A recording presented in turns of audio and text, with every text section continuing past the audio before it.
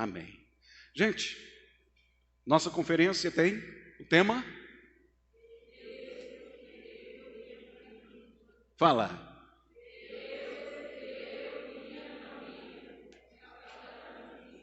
Fazendo o quê? Restaurando princípios. Este é o nosso tema, que nós temos abordado desde ontem, e que o Senhor Deus tem algo especial para te conceder nesta noite. Amém? Então quero merecer a sua atenção, preciso que você esteja atento àquilo que Deus quer fazer na tua vida, na tua casa e na tua família. Abre teu coração, deixa Deus tratar com você. Glória a Deus. Na noite de ontem, nós vimos o que é princípio. Quem estava conosco ontem, faz assim para mim. Amém. Quem não pôde vir ontem, mas estar aqui hoje, faz assim. Amém. Olha quanta gente, né? Glória a Deus. Pena que você não veio ontem. Mas glória a Deus que você está hoje aqui. Nós vimos que princípio nada mais é que a origem de alguma coisa. É o começo. É de onde tudo se origina, é de onde tudo começa. Mas também é o fundamento. É a base. É o alicerce de uma construção. E nós temos falado sobre família, sobre uma construção familiar, sobre uma construção espiritual desta família. E o alicerce da família, que é o alicerce da sociedade, nós precisamos entender uma coisa. O alicerce da sociedade chama-se família. Se a família degenera, automaticamente a sociedade degenera. Se a família esfacela, automaticamente a sociedade também. Como nós ouvimos ontem, não se pode remover os princípios, os alicerces de uma construção. Porque se você remover a construção, o edifício cai. E a família é o alicerce da sociedade. E este alicerce foi estabelecido não por homens, mas foi estabelecido por Deus. Este alicerce não pode ser removido de forma nenhuma, porque senão tudo vai desabar. Querem remover esses alicerces. Fazem de tudo para remover esses alicerces. Muita gente não quer nem ouvir falar desses alicerces estabelecidos por Deus. E estão sofrendo, estão enfrentando dificuldades incríveis, mas não conseguem enxergar o mal que estão causando a si mesmo e a sua casa, a sua família. Também não dá para colocar outro alicerce. Não há possibilidade, pois alicerce adulterado não tem sustentação. Não tem aquela sustentação necessária para suportar a devida construção.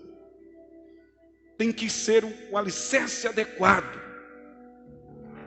Cada construção tem seu alicerce específico. Se você vai construir uma casa simples, tem um tipo de alicerce. Se você vai construir um grande edifício, o alicerce tem que ser mais profundo e mais resistente. Para tudo na vida tem um alicerce adequado. E o alicerce da família é um só. E ele foi estabelecido por quem? Por Deus. Não se pode remover essas pedras de alicerces, senão tudo desaba. Vimos que esse alicerce também aponta para aquele que é desde o princípio de tudo. Quem ele é? Jesus. Isaías, que viveu cerca de 700 anos antes de Cristo, ele fala que Jesus é a pedra angular, e o próprio Deus disse que iria estabelecer esse alicerce. É a pedra de esquina, é aquela pedra da construção que dá ângulo, que dá direção à construção, e é para ele que nós devemos olhar. É para ele que nós devemos olhar. É dele que vem a direção da nossa vida. É dele. Nós não podemos olhar em outra direção ou tentar inventar alguma coisa, porque aquilo que Deus estabeleceu está estabelecido. Porém, nada adianta conhecermos tudo isso, sabermos essa realidade, se não colocarmos em prática tudo aquilo que está escrito nas Sagradas Escrituras. Eu posso saber que a família é uma instituição de Deus, foi estabelecida por Deus, os alicerces da família estão na palavra de Deus. Eu preciso olhar para Deus, eu preciso olhar para a sua palavra. Eu posso saber de tudo isso, ser versado em toda a teoria, mas se eu não praticá-la, nada vai adiantar. Entendeu? Olha o que diz Tiago, é o nosso primeiro texto de hoje, capítulo 1 do verso 22. Sede praticantes de quê? Da palavra, e não simplesmente ouvintes, iludindo a vós mesmos. Fala-se comigo, eu preciso ser praticante da palavra de Deus. Outra vez. E não apenas ouvinte. Tem gente que gosta de ouvir, mas não passa disso. Eu não posso ser apenas ouvinte da palavra de Deus. Eu preciso praticá-la. Eu preciso vivê-la no meu dia a dia. Porque se eu apenas ouço e não pratico, eu vou estar iludindo a mim mesmo, dizendo que creio em algo que eu não demonstro com a minha vida que realmente creio. Eu creio que Deus vai abençoar a minha vida, eu creio que Deus vai abençoar a minha casa, eu creio. Eu posso passar a vida toda dizendo que creio, mas se eu não demonstrar na prática aquilo que eu digo que creio, eu vou estar iludindo a mim mesmo. Eu tenho que viver, eu tenho que praticar. Amém?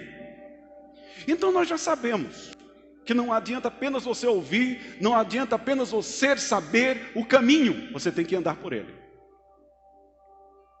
O que leva alguém a ouvir e praticar a palavra de Deus? Aí é outra questão. O que leva alguém a ouvir e colocá-la em prática? Será-se alguma obrigação? Alguém que chega e diga, não, eu te obrigo a praticar, ou Deus nos obriga a fazer tal coisa? Não, ele apenas nos apresenta. Mas o que é que leva-nos? O que leva alguém a praticar a palavra de Deus? Salomão, ele responde, em Provérbios capítulo 1, do verso 7, ele diz assim, o temor do Senhor. Ele diz o quê?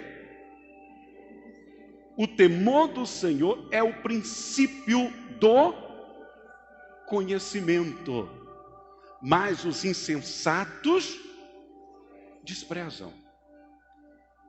O que é que leva alguém a praticar a palavra de Deus? Fala assim comigo, o temor do Senhor. O quê?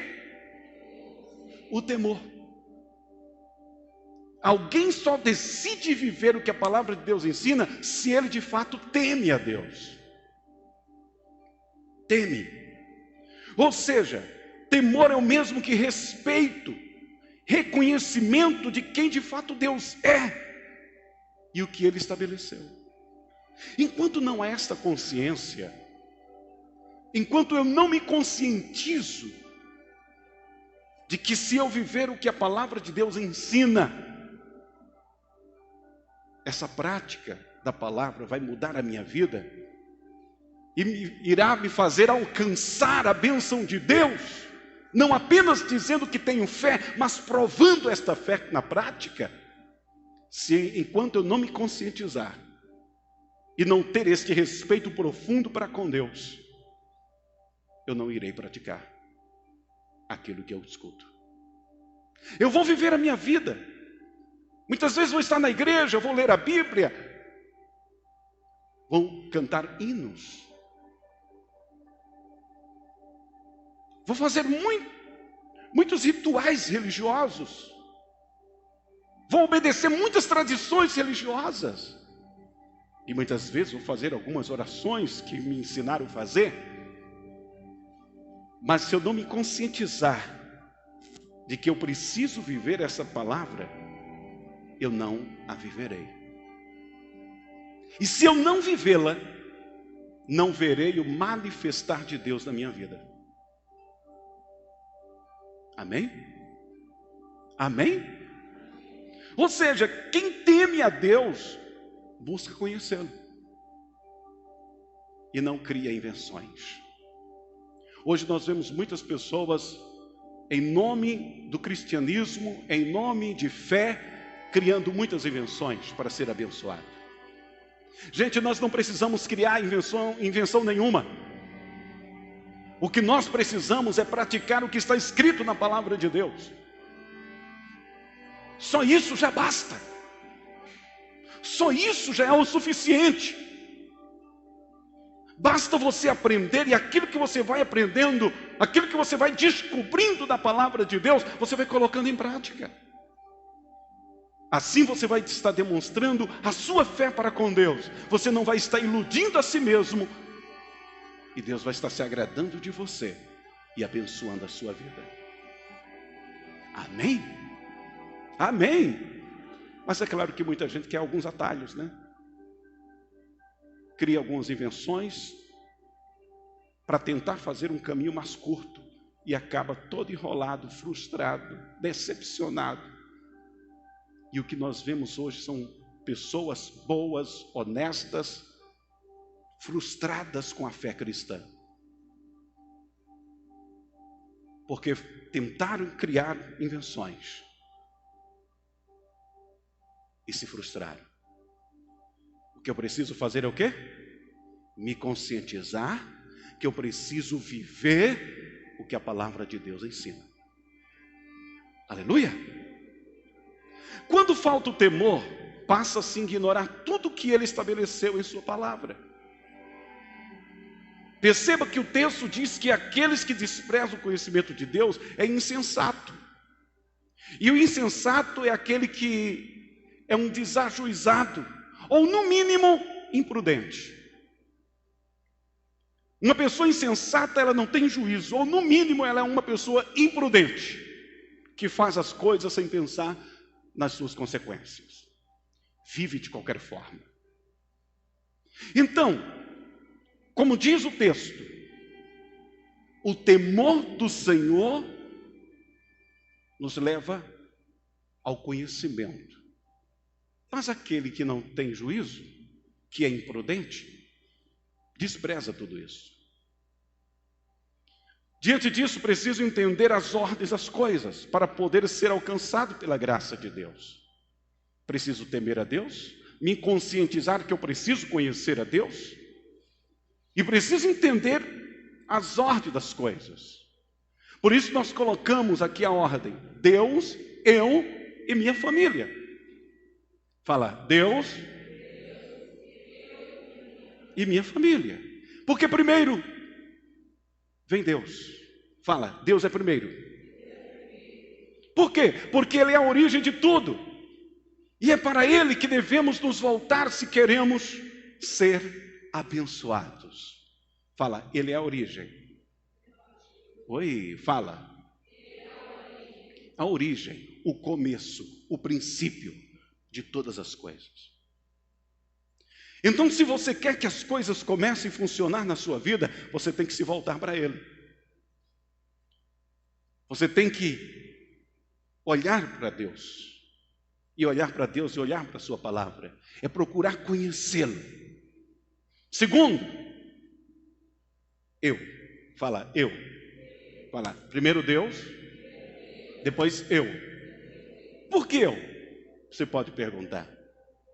Porque se queremos que os princípios de Deus sejam restaurados em nossa família, precisamos começar, eu preciso começar por mim. Amém? Preciso começar por mim. Eu não tenho que olhar apenas e dizer, fulano de tal tem que mudar, minha casa precisa mudar. E você? Tem muitas esposas que dizem assim, meu marido precisa mudar. E você? Os esposos muitas vezes falam da mesma forma, a minha esposa precisa mudar. E você? Por que não começar a mudar por você? Porque a mudança não começa em você. Porque você não se transforma em um agente transformador dentro da sua casa, dentro da sua família. Você vai ver que as coisas vão ser diferentes. Aleluia! Em terceiro, fala, minha família. Por quê? Simples. Se eu quero minha família restaurada, preciso primeiro ser restaurado. Como posso ajudar alguém se não posso ser nem mesmo comigo? Como posso ajudar alguém se eu não posso comigo mesmo? Eu não posso me ajudar? Eu não posso mudar a mim mesmo? Gente, tem pessoas que chegam e dizem, pastor, eu queria que fulano de tal mudasse, mas ela não muda. Gente, você não consegue mudar a vida de ninguém. Você pode aconselhar, você pode gastar toda a saliva do mundo com alguém, dizendo que ela precisa mudar. Se ela não se decidir, se ela não conscientizasse que ela precisa mudar, ela nunca vai mudar. Nunca vai mudar. Ah, mas Deus pode mudar. Sim, Deus pode mudar, mas se ela também se conscientizar. Olha lá no Apocalipse, capítulo 13, Apocalipse, a igreja de Laodiceia. A igreja de Laodiceia era uma igreja que precisava de uma mudança. Mas Jesus disse, eu estou à porta, estou batendo. Se alguém ouvir a minha voz e abrir a porta, eu vou entrar. Perceba que ele diz, eu bato a porta. E só entro se alguém ouvir a minha voz. O que nós podemos fazer é orar. Implorar a Deus, para que Deus possa ter compaixão, para que Deus possa ter misericórdia para com aquela pessoa, e que Deus não desista dela e continue batendo, até ela ouvir. Amém? Amém? Para que a paciência de Deus não se esgote. Ah, pastor, mas a paciência de Deus também se esgota. E como se esgota? Como se esgota? O apóstolo Pedro disse que durante o período que Noé estava construindo a arca, foi o período que Deus teve paciência com o mundo para não os destruir antes que Noé terminasse a arca. Quando Noé terminou a arca, acabou a paciência. Compreendeu? Quem me entendeu, fala amém. É por isso que nós precisamos orar, implorar e buscar a compaixão, a misericórdia de Deus. E diante desta compaixão e misericórdia, da nossa intercessão, da nossa oração, Deus vai mandando pessoas, Deus aparece em sonhos, Deus faz as pessoas ficarem mais sensíveis. Aquela surdez, ela cai, ela tem oportunidade de ouvir, através de uma música, através de um convite, através de uma mensagem de um amigo, de um convite que ela recebe para vir à igreja, e o Espírito Santo vai trabalhando na vida dessa pessoa. Porém, se essa pessoa nunca aceitar o que Deus quer fazer na vida dela, Deus não vai forçar. Porque Deus não é invasor da vida de ninguém. Dessa forma, pastor, eu vou desistir da minha casa, da minha família? De forma nenhuma. nós precisamos lutar por ela. Amém? E nós vamos aprender isso essa noite. Veja bem, então, para que a minha casa seja mudada, eu preciso buscar a Deus, preciso restaurar a minha vida, para que eu possa ser um agente de mudança. Aonde? Na minha casa. Não queira mudar os outros sem antes ter mudado. Seja um agente de transformação dentro da sua casa. Veja o que aqui diz Atos dos Apóstolos 16:31. Eles prontamente lhes afirmaram: crê no Senhor Jesus e assim serás salvo, vírgula, tu e os de tua casa. Fala, tu e os de tua casa. Paulo e Silas está na prisão. Paulo e Silas, eles estão cantando próximo à meia-noite. Nós falamos isso aqui o mês passado. Deus manda um terremoto e sacode aquela cadeia. As cadeias, as prisões são soltas, as grades são quebradas. O carcereiro tenta se matar. Paulo grita: não se mate, nós todos estamos aqui. Ele pergunta: o que devo fazer para ser salvo? Perceba que ele primeiro pensa nele: o que eu devo fazer, homens de Deus? Diz: creia no Senhor Jesus. Decida viver o que a sua palavra ensina. Aprenda o caminho da salvação. Aí você será salvo. E quando você for salvo, você vai ter condição de levar essa mesma salvação para dentro da sua casa. Amém? Fala: Deus, eu e a minha família. Fala. Mais uma vez. Então, quer que a sua família seja salva? Seja salvo primeiro. Amém? Seja o quê? Abrace essa salvação primeiro.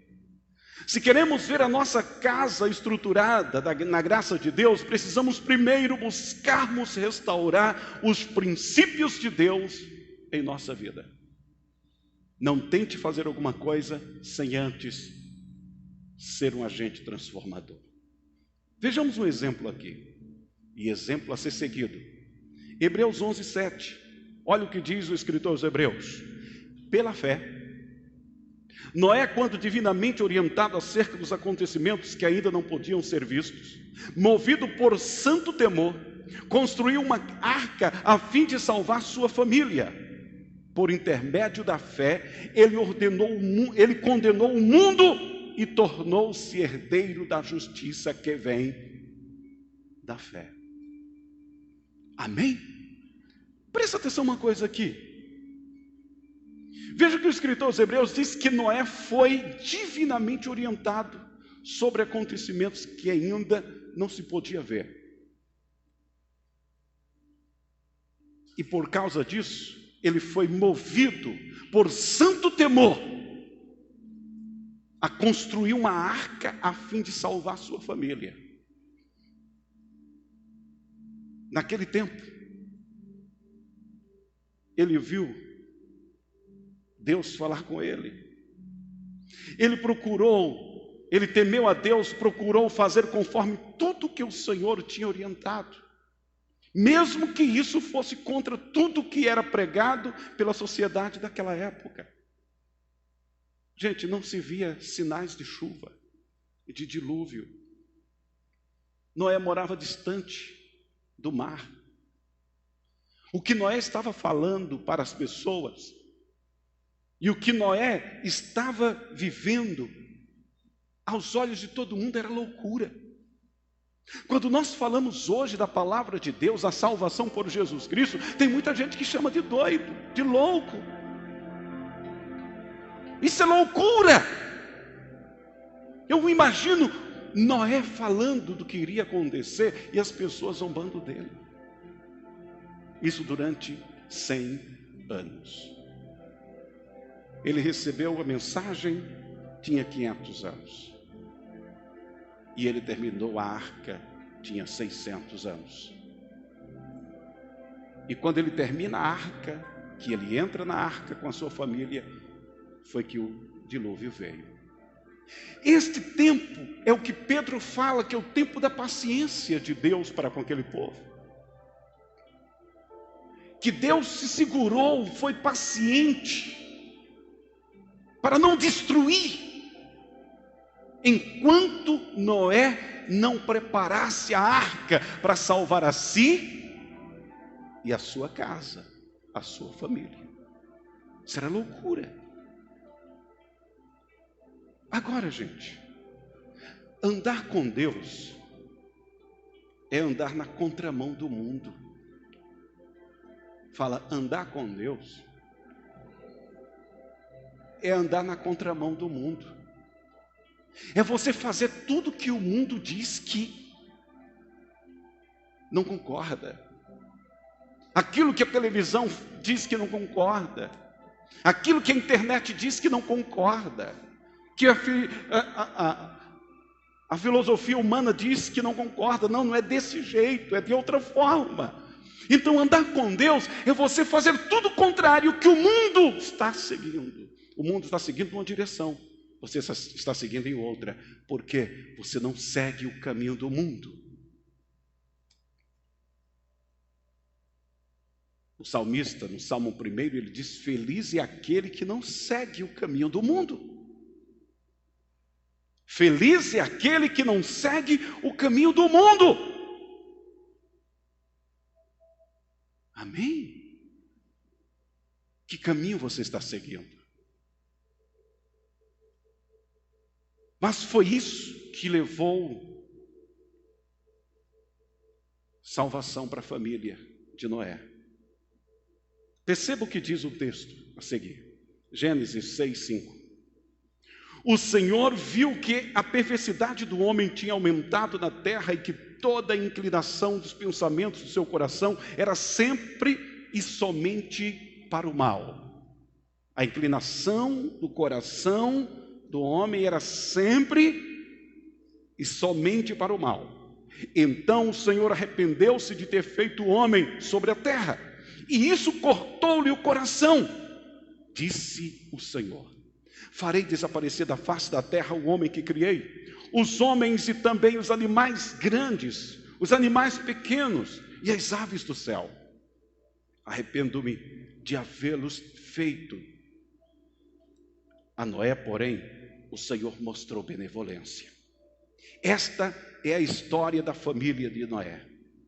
Noé era homem justo, íntegro entre o povo de sua época. Ele andava com Deus. Noé gerou 3 filhos, Sem, Cã e Jafé. Amém? Veja que a sociedade da época estava totalmente corrompida, diz o texto. Porém, Deus encontrou Noé e se agradou dele. Diante de toda uma geração, estava totalmente corrompida. Existia pessoas que criam em Deus, naquela multidão de pessoas? Sim. Mas Deus só encontrou um homem íntegro, Noé. Fala, misericórdia. Mas por quê, pastor? Deus se agradou de Noé, primeiro, porque Noé era um homem justo. Noé era o quê? Fala, justo. Ele era alguém que andava de acordo com o direito, com aquilo que era certo. Ele andava de acordo com as leis. E principalmente de acordo com as leis estabelecidas por Deus. Não as leis estabelecidas ao bel prazer dos homens, mas estabelecidas por Deus, aquilo que é justo. Segundo lugar, Deus se agradou de Noé porque Noé era íntegro entre o povo da sua época. Ele era íntegro. Íntegro quer dizer inteiro, completo, que tem comportamento exemplar. diante de Deus e diante dos homens. E era isso que irritava as pessoas. Era isso que irritava as pessoas daquela época, quando olhava para Noé. Porque ele tinha um comportamento exemplar, e o seu comportamento exemplar denunciava o erro deles. E não é isso que a gente vê também em nossos dias? Quando alguém fala a verdade, deixa muitas pessoas indignadas. Quando alguém vê alguém justo, reto, íntegro, tem muita gente que fica indignada. Olha o santinho aí, ó. Só quer ser o santo. Não é assim a atitude de muitas pessoas? Por quê? Porque a integridade de alguém denuncia o coração corrompido de outro. Aí nós podemos observar também que não quer dizer que era só Noé que acreditava em Deus, mas só Noé que era íntegro. Noé tinha um comportamento exemplar. Foi Noé que ouviu a Deus, foi Noé que entendeu a palavra de Deus.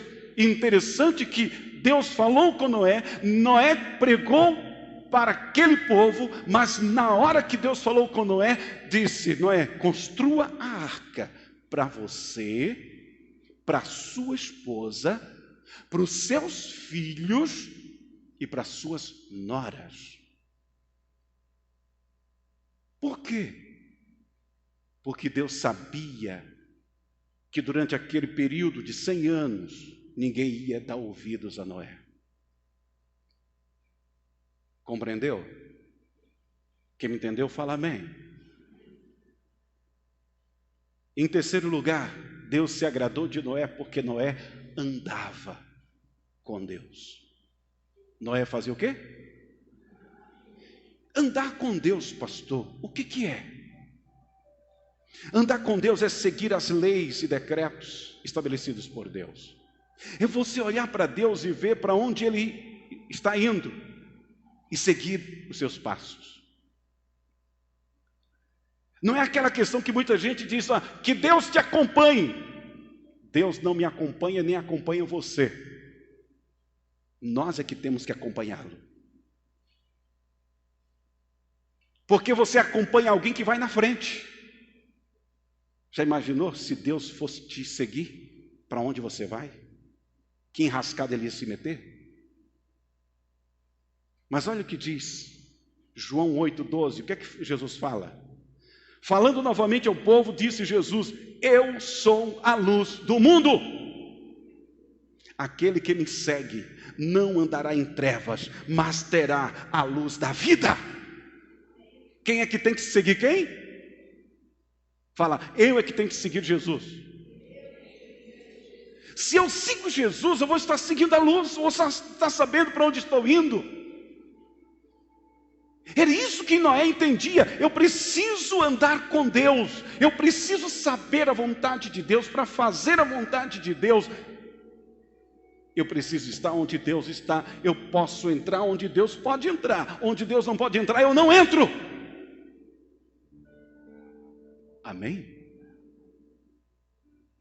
No negócio que Deus puder entrar comigo, eu entro. Mas se Ele não pode entrar naquele negócio, eu não entro. Na sociedade que Deus pode entrar, eu entro. Porque Ele vai entrar comigo. Ele vai na frente. Mas se Ele não estar nesse negócio, eu não vou me meter em algo que Ele não vai. Porque eu só posso andar com Deus. Dois andarão juntos se não tiverem de acordo, diz as Escrituras. Como você pode andar com Deus se você não concordar com o que Ele fala, com o que Ele ensina? Ah, pastor, mas Ele pode concordar comigo. Só se você concordar com Ele primeiro. Só se você tiver prazer de andar com Ele, de fazer a vontade dEle, aí Ele vai estar com você. Amém? Amém? Está entendendo, gente? Então, nós precisamos atentar para esses detalhes. Então, vemos que o que fez Deus se agradar de Noé foi o próprio Noé se agradar em seguir a Deus, mesmo em um mundo totalmente apodrecido. Por isso, só ele e sua casa foram salvos. Outro ponto não menos importante que precisamos notar é que quando Deus chamou a Noé e lhe mandou construir a arca, Deus disse o seguinte, Gênesis 6, 17 e 18: eis que vou trazer águas sobre a terra, o dilúvio para destruir debaixo do céu toda criatura que tem fôlego de vida. Tudo que há na terra vai perecer. Mas com você, Noé, estabelecerei minha aliança, e você entrará na arca com seus filhos, sua mulher e as mulheres de seus filhos. Amém? Perceba que Deus disse que iria fazer uma aliança com quem? Com Noé. Uma aliança, um acordo, um contrato. Imaginou o que é Deus fazendo uma aliança com o homem? A Bíblia está cheia de exemplos de aliança que Deus fez com o homem. Deus fez aliança com Adão, fez aliança com Noé, fez aliança com Abraão, e daí por diante. E hoje Ele faz aliança, através de Jesus, com todo aquele que quer segui-lo. Ele quer fazer uma aliança com você hoje. Glória a Deus. Ele fez uma aliança com quem? Fala, com Noé. Por qual motivo? Porque Noé decidiu andar com Deus. Noé não tinha se corrompido com as ideologias da sociedade daquela época. Deus faz aliança com quem não se corrompe. Amém? Fala, Deus faz aliança com quem não se corrompe. Corromper é se estragar, é apodrecer. Corromper é perder o estado qual Deus estabeleceu para ela. Ah, pastor, mas todo homem é pecador. Verdade. Mas se corromper e deixar de se corromper é decisão pessoal. É questão de decisão. Não é questão de ser pecador ou deixar de ser pecador. Você só se corrompe se você quiser se corromper. Você só entra pelo caminho do erro se você quiser entrar. Se você decidir andar com Deus e fazer a vontade de Deus, você fará. Você viverá com Deus e para Deus. É decisão pessoal. E existia esse propósito no coração de Noé, de andar com Deus e de fazer a vontade de Deus. Por isso Noé constrói a arca para salvar a si, sua esposa, filhos e noras, porque ele tinha uma aliança, porque ele não tinha se corrompido e porque Deus lhes orientou. Porém, algo que ninguém atenta. Quantos anos os filhos de Noé tinham nessa época? Quando Deus falou com Noé, quando Deus deu a ordem para Noé, veja que Deus falou, construa a arca para você, para sua esposa, para os seus filhos e para suas noras. Quantos filhos Noé tinha? 3. 3 filhos. Mas quando Deus falou com Noé, qual a idade dos seus filhos? Qual a idade dos seus filhos? Quantos anos Sem tinha? Quantos anos Cã tinha? Quantos anos Jafé tinha? Vejamos uma coisa muito interessante. Noé foi chamado por Deus para construir a arca. Ele tinha 500 anos. Quantos anos? Quando o dilúvio veio, ele tinha 600. Espaço de quanto tempo? 100 anos. Agora, veja o que está escrito em Gênesis 11, verso 10. Eis o registro das gerações de Sem. Eis os registros das gerações. passados 2 anos do dilúvio, ao completar 100 anos de idade, Sem gerou Arfaxade. Opa!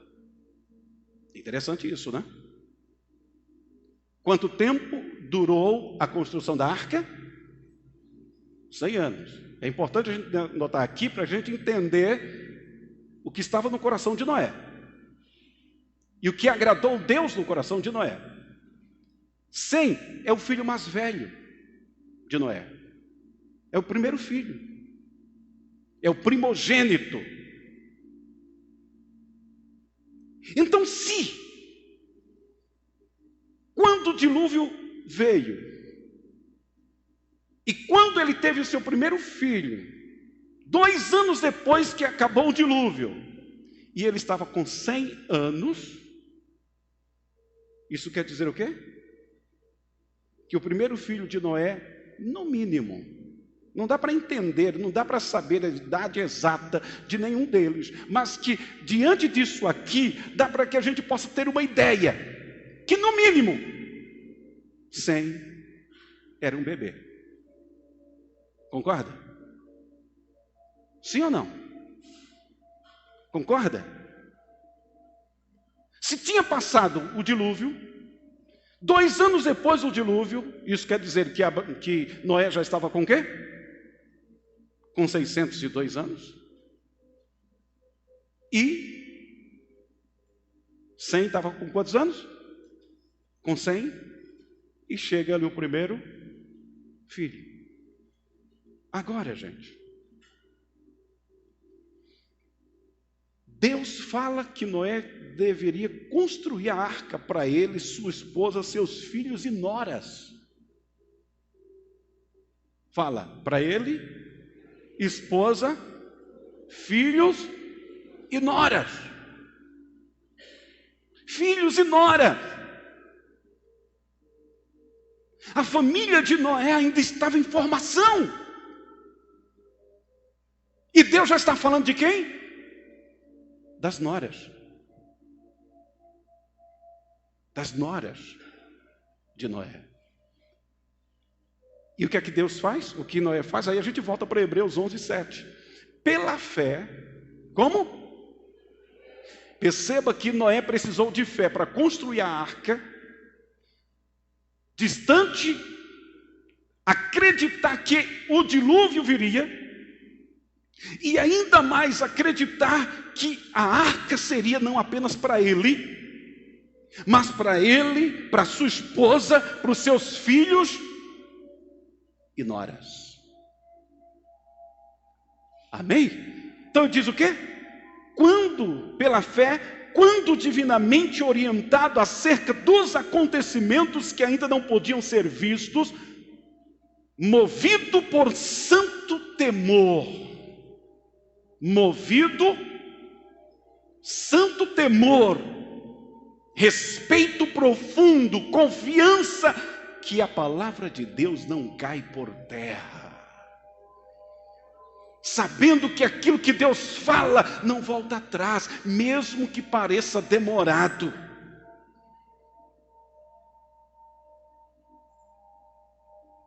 Ele fez o quê? Construiu uma arca, a fim de salvar sua família. A fim de salvar, porque foi que Deus, aí aqui a gente vê o 4º ponto, porque Deus chamou Noé. Porque Deus chamou Noé. Porque ele sabia que em Noé iria encontrar um coração obediente, temente a Deus, que estaria enxergando aquilo que ninguém estava enxergando. Ele enxergava o mundo coberto de água, ele enxergava aquela arca totalmente construída, ele enxergava os animais dentro da arca, mas ele também enxergava: os meus filhos e as minhas noras vão estar aqui dentro, e eu preciso preparar a arca para salvar a minha família. Sabe qual é o problema de muitos lares? De muitos pais e de muitas mães? Não se preocupam com a salvação da sua casa, da sua família. criam filhos como se planta batatas. Não se preocupa com o futuro. E às vezes o futuro que se preocupa é apenas em dar o quê? Uma profissão. Eu já vi mães felizes da vida, só porque o filho arrumou um emprego. É motivo de alegria? É. Mas ela não estava preocupada que a vida do seu filho espiritualmente fosse restaurada. A tal ponto que ela não se preocupava em que o filho viesse à igreja, ela só estava preocupada que o filho arrumasse um emprego. O que foi que Deus viu em Noé? Ele viu uma outra disposição. Os meus filhos precisam entender que o meu Deus é um Deus que salva. E para isso, eu vou preparar uma arca para salvar a minha casa, para salvar a minha família. A minha família precisa ser salva. Mas por que Noé pensava assim? Porque a sua vida com Deus estava garantida. Ele era íntegro. A sua vida com Deus, ele vivia com Deus inteiramente. Ele andava com Deus, ele sabia o que era ter intimidade com Deus, e ele queria trazer essa mesma intimidade para os seus filhos. Gente, você só pode dar aquilo que você tem. É por isso que primeiro é Deus, e você precisa ter a sua vida restaurada em Deus, para depois conseguir fazer alguma coisa pela sua casa. Amém? O que é que você pode fazer se você não tem nada? O que é que você pode dar para alguém se você não tem nada? O que é que você pode dar?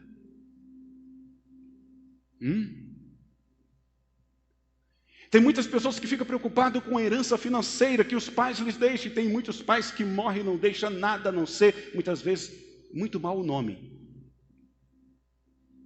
Mas a maior herança que alguém pode deixar para os filhos é o alicerce da sua vida com Deus e em Deus.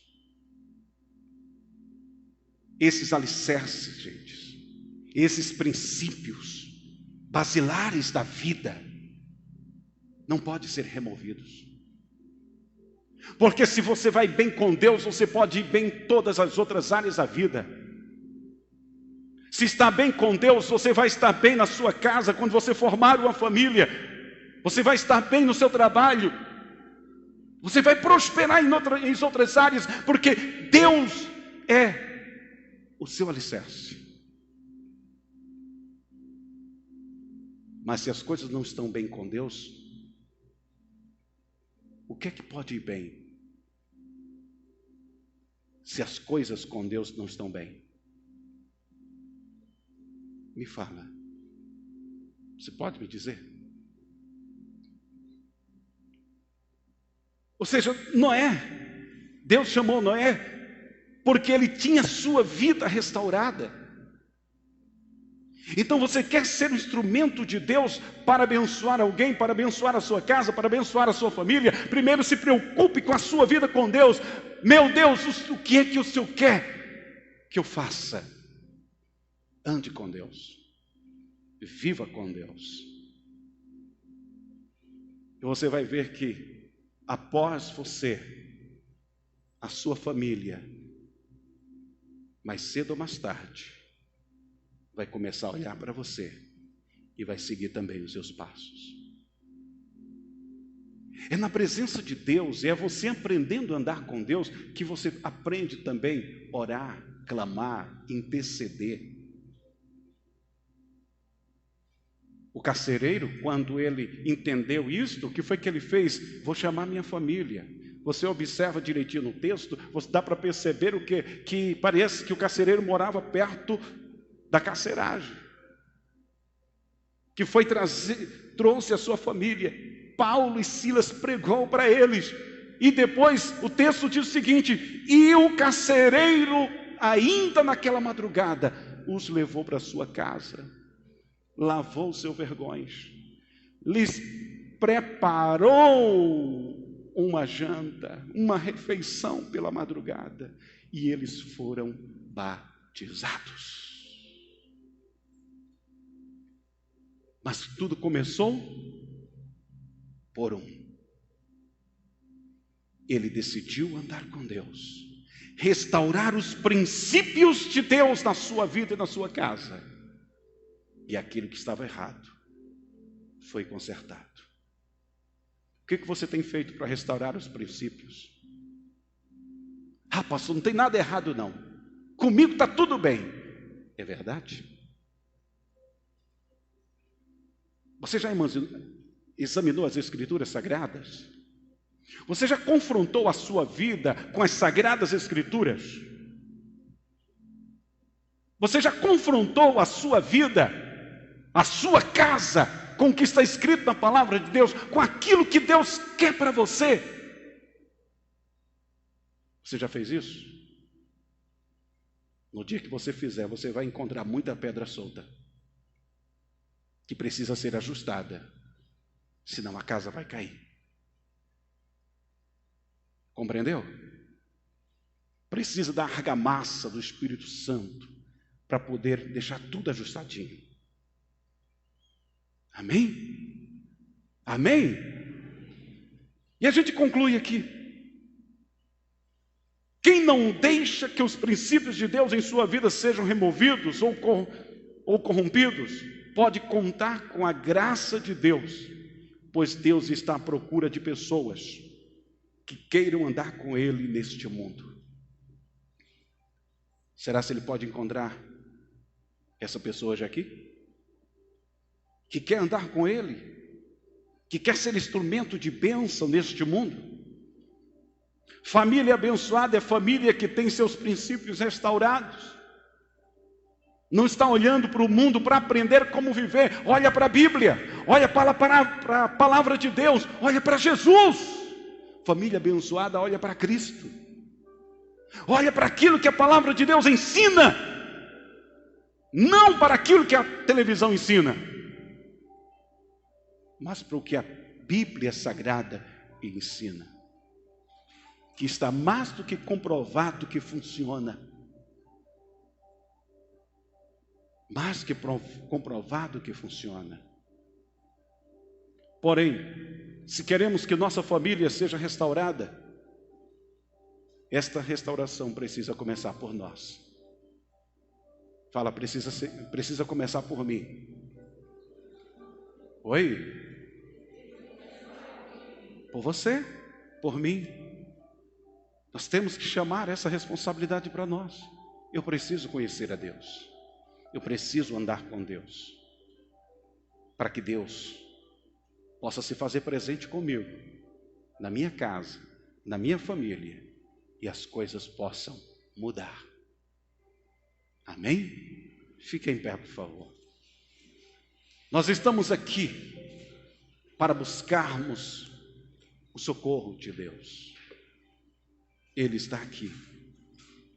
Ele ama você. Ele quer mais de você. Ele quer caminhar com você.